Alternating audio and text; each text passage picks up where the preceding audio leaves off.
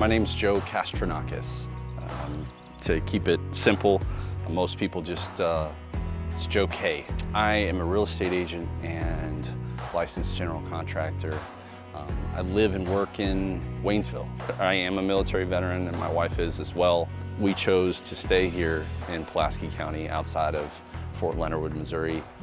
Over the course of my real estate career, over the last 8 years or so, I found that there's a big issue surrounding affordable housing. A single mom had contacted me and she said that she had been recently qualified by a bank for her first home. She was pre-qualified for $100,000. I knew, being a real estate agent, that that was going to be a really difficult thing to find.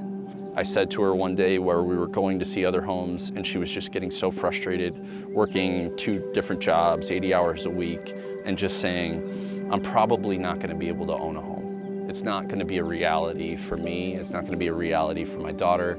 I'm going to have to find some place to rent, and I'm probably going to have to pay more for that rent than I would for a mortgage. It's just not going to be a reality. Home ownership is not going to be a reality for me.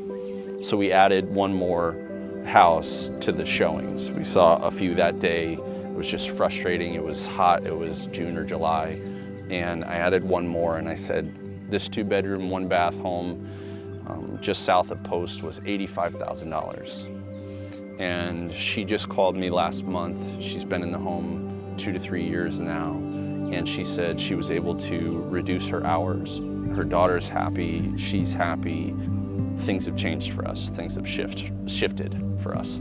So she's a story that I keep going back to when I consider what I'm doing here today. Over the last 2 years, I completed my first full new construction home in St. Robert, Missouri, outside of the Fort Leonard Wood area. It sold for above the $250,000 price point. And about halfway through the build, I just said, well, this population of people at this income level is already being served. They have entire subdivisions that are being built in the 250 plus range. That population of people, their builders are building for that population of people, but nobody is building beneath that. Nobody is building below the 225 range, below the $200,000 range. And so I said, if I am gonna stay in this, if I'm gonna do this again, my heart has to be fully in it. The only way that my heart can be fully in it is if these homes are affordable for regular people. Someone that works at the Crocker school district, if they're affordable for somebody that works at Newcomb's hardware store.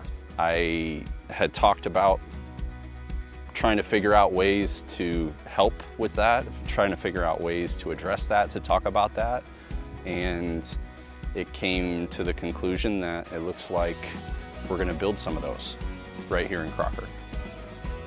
The city of Crocker, they got a community development block grant, and this grant allowed them funding to be able to demolish initially 29 vacant and dilapidated houses that were in the Crocker city limits. And to me, when I was looking for land, when I was looking for opportunities to be able to develop affordable housing, this was a huge indicator to me that Crocker was putting their best foot forward, taking the initiative to want to have and want to see change.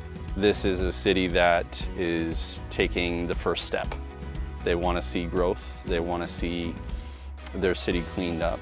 And it's also a small enough city that it's almost overlooked. It's on your way to the lake.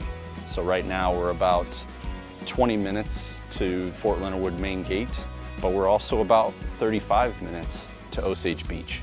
Looking at all of the aspects of what's going on here in Crocker, this really fit the bill as a place that affordable housing would really work, really fit.